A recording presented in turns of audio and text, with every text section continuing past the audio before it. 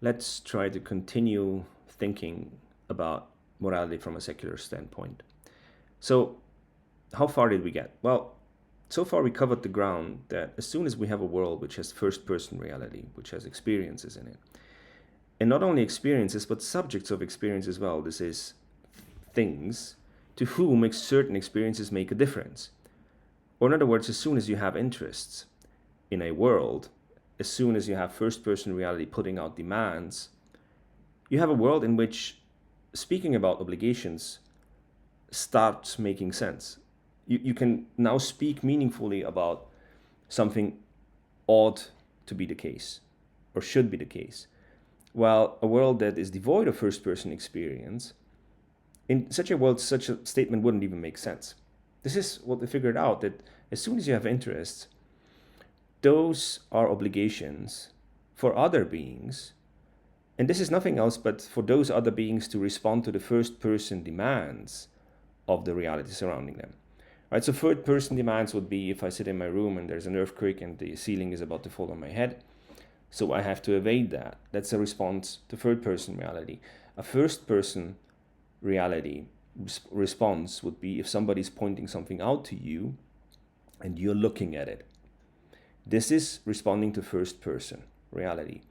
And you might think, well, this is not really a moral situation, isn't it? Well, it is. It is at the heart of moral action that you synchronize your attention with the attention of somebody else. You take in first person reality and respond to it. And the important point here is that if we were incapable of following up the pointing gesture of others, so paying attention to what others pay attention to and take this seriously, we will be incapable of learning, developing, and asking the question why in the first place. That's a point that Mead made, but also the German pedagogue Klaus Prange, who has pointed out that at the heart of the pedagogical situation is the pointing gesture. Your ability to look at something that somebody else makes visible to you. Across all the chaos and confusion, somebody makes something visible to you that in the ideal situation is something that gets you further. It helps you differentiate. It helps you create connections and see something new, see something that you didn't see before. This is at the heart of the educational experience or the experience of learning.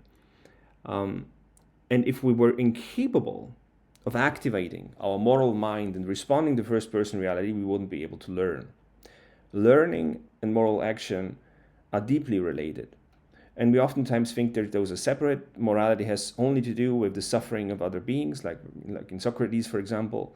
I think morality is defined in this way, but it's much, much wider, and it involves capacities that you need not only for situations in which you are encountering the suffering of other beings and your own suffering, but it involves capacities of the human mind that you also need for basically many other activities, including the activity of learning. And learning, again, at the heart of it, is responding to first-person demands put upon you by the world surrounding you. And the question we figured, why should we do what we ought to do, isn't really a problem. It turns out the opposite is a problem. It turns out that we have always already been responding to first-person demands by reality. From small on, again, if we hadn't, we would not have developed the reflexive mind that would be capable of asking questions in the first place. And the problem is not that we don't have good enough reasons to follow up moral obligations, but the problem is that we seem to take far too many first-person demands seriously, including many of which are destructive for ourselves and not in our own interest. How do we get out of that? Well, what we figured so far was there is at least one way of loosening the screw of moral obligation that we created so far, which was, again, the moment there is an interest in the world, it is somebody else's obligation, as Günther Book puts it. This would be horrible, this would be unlivable and impractical. And at least one way of loosening the screw is to recognize that for human beings, we have the capacity to unhinge, to neutralize certain interests in the name of others. This is how minds are structured. We are not constantly living from interest to interest to interest. but we are usually living within a vision or self-image or self-narrative, if you want, that is structured around certain goals and certain interests being higher than others. If we weren't capable of that, if we were just like animals, we would still be stuck in this world that, of course, and this is something that's still true, if an animal has an interest, that interest is an obligation for those beings surrounding it to respond to. And so if an animal has an inherent interest, there is no option of asking the animal, but wait, are you sure you want that? Don't you want to put it aside and develop a different interest and do something else? This is not something you can expect to do with an animal. So here obligations are actually much stricter in a sense that we're kind of obliged to, and this is something that we can observe with children as well. There are certain things you can't do with children that are actually not that harmful when you're dealing with a grown-up person. And it's okay. We're fine with the obligations being stricter or the screw being much tighter when it comes to certain kinds of beings, because we know that in not responding to their inherent interests, we're actually harming them. We're harming them more than beings who are capable of self-reflection and who can actually deal with the world not responding to its interests much better than, again, children, for example. And I think this is a really obvious example. With children, we are much more willing to compromise our own interests. In the name of interest, where we know that, at the end of the day, it's not at the end of the world if a child doesn't get its newest toy, yet we are much more willing to compromise and to take those demands and those interests seriously because we know they can be damaging if they're not responded to. This is how far we got. It's pretty messy.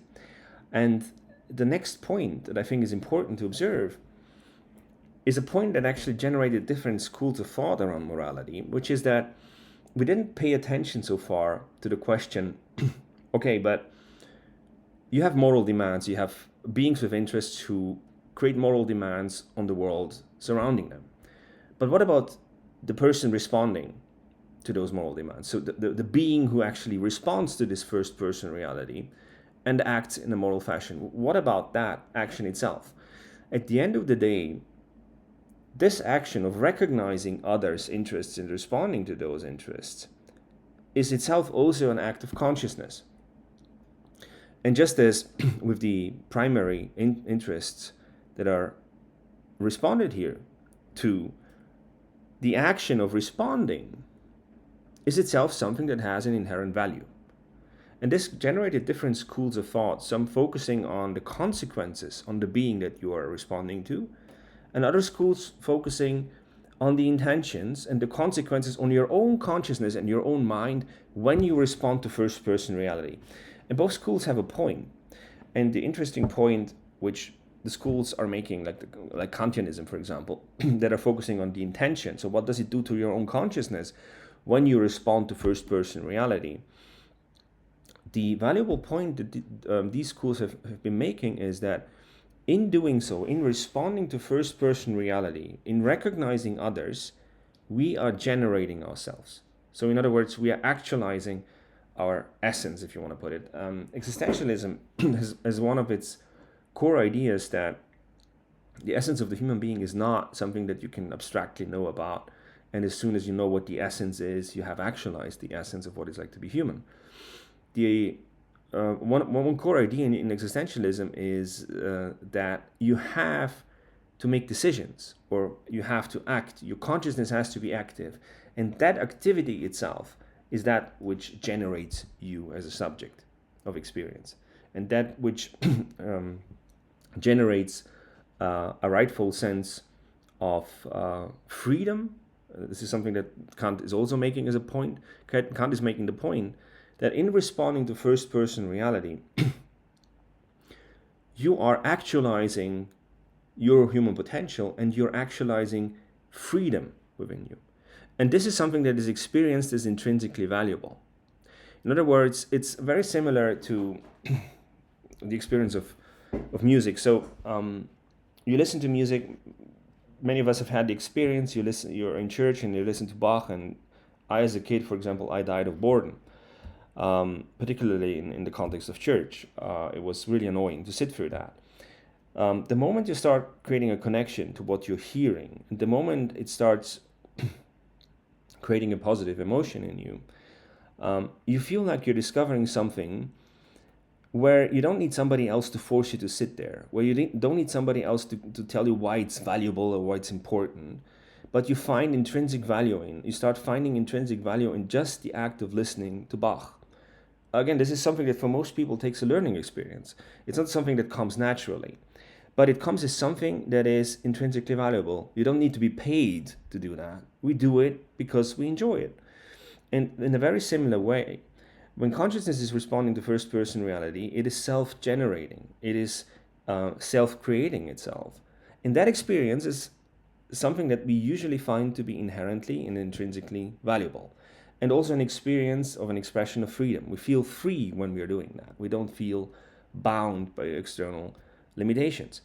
And I think this is an important observation, which makes the picture, of course, much more interesting, because it's then not only about the beings that are affected by our actions, but it also makes visible how our moral actions have consequences on our own self-identity and have consequences for our own being as loci of consciousness in this world.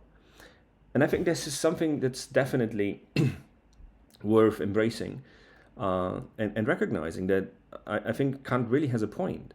In responding to first person reality, in paying attention to first person reality, just as in paying attention to third person reality by enacting the scientific mindset in which you see the world through your senses and you start seeing things that you didn't see before, you start to see patterns that you didn't see before. Just as that is experienced as something that is literally blowing up your mind, making your mind bigger, and it feels like you are becoming bigger in the act of connecting to third person reality. In a very similar vein, when we respond to first person reality, it feels like our identity is growing. And this is something that Wilber has been describing, for example, that our self-sense seems to be more and more encompassing and more embracing of the world surrounding us. And not only the physical world by knowing about physical dimensions, but also the first person reality surrounding us. Our self-sense is getting bigger, it's getting more inclusive, and it feels like we are becoming part of a bigger community. And that is a part of moral thought as well. So we figured out so far, moral action is not only about protecting the interests of somebody else, but it is itself an expression of something that extends and something that generates human identity, a sense of who are you in the first place.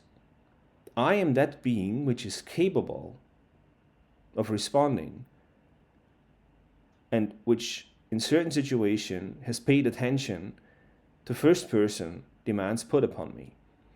And this is a positive sense of self-identity. This is it comes with a positive sense of self-worth or dignity, a sense of being kind of complete in that very action. You don't, again, as with listening to Bach, you don't need to be paid for it.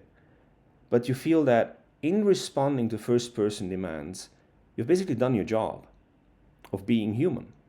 And you basically feel that there is nothing additional that you would want. It's not like you would want some kind of praise or that you would want some kind of special present in the afterlife for having done good things. But it feels like you have actualized your human potential. You have actualized your human identity in responding, in just doing nothing else but responding and being in touch with the world surrounding you. And this is not magical. I think it's easy. Most people do it most of the time. And I think most of us react to this kind of experience as, yeah, it makes sense. I don't need external reasons to do it because I wouldn't know what could be more important or what could be more satisfying to a human mind than identity itself, than the sense of being itself that you're given in this very situation. And that's a factor that I think is important and should be included in the overall picture. That again, moral action is not something that just binds us, and you feel like, oh, there are so many things I have to take seriously that are limiting me. But it is something that helps us self-generate and form an identity in the first place.